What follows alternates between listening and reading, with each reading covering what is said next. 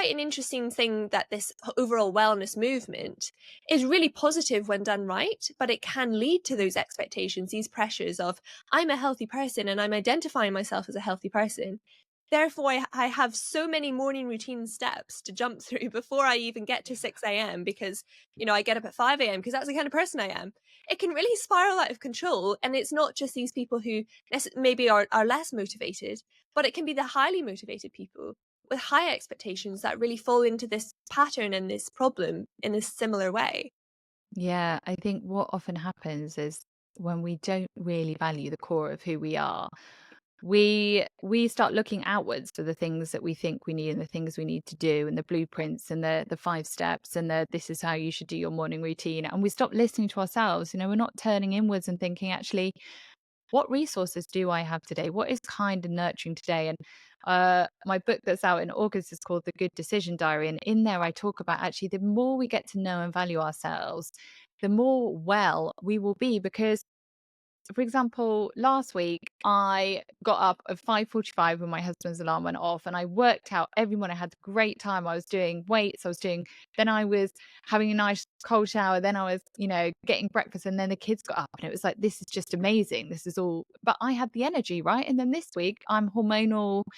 I've been waking up my husband's alarm goes off, and I'm like, no, that's just not loving for me right now to get out of bed. I'm going to stay in here. I'm going to read.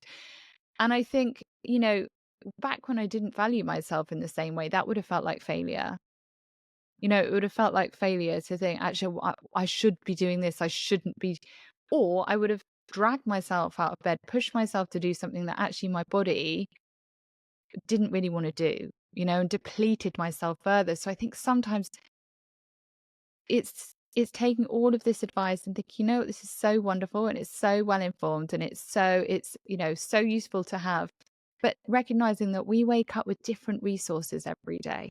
Like, we don't know really how well we slept. We don't know what our body might be fighting underneath the surface. Maybe our immune systems, or maybe we're grieving, and emotional energy is still physical energy.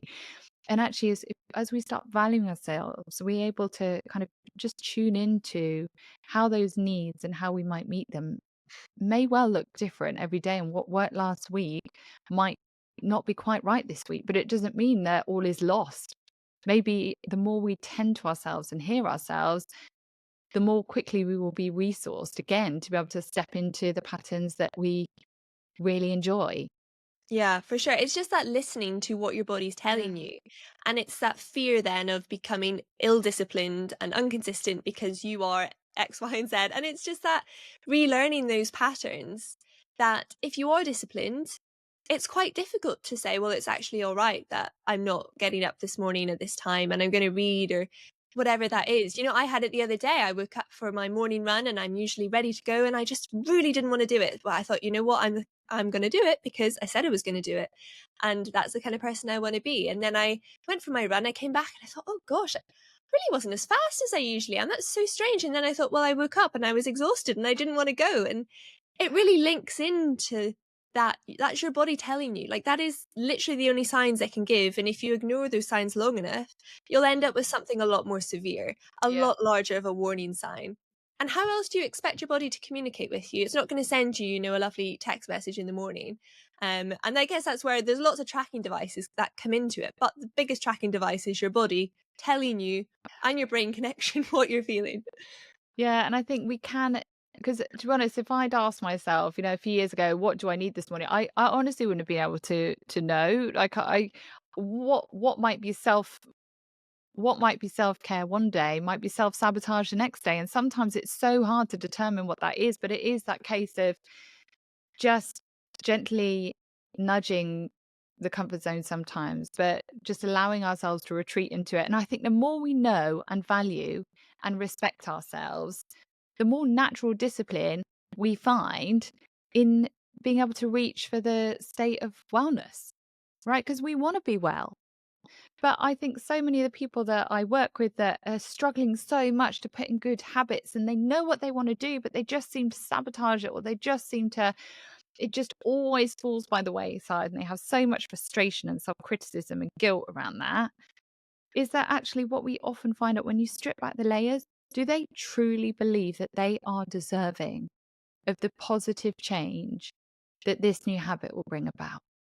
And often, when we do that exploration, we find out that no, they don't believe that they are really deserving of wellness, of that happiness, of that. And it's sometimes it is a case of just stripping it back and thinking, are you drinking enough water?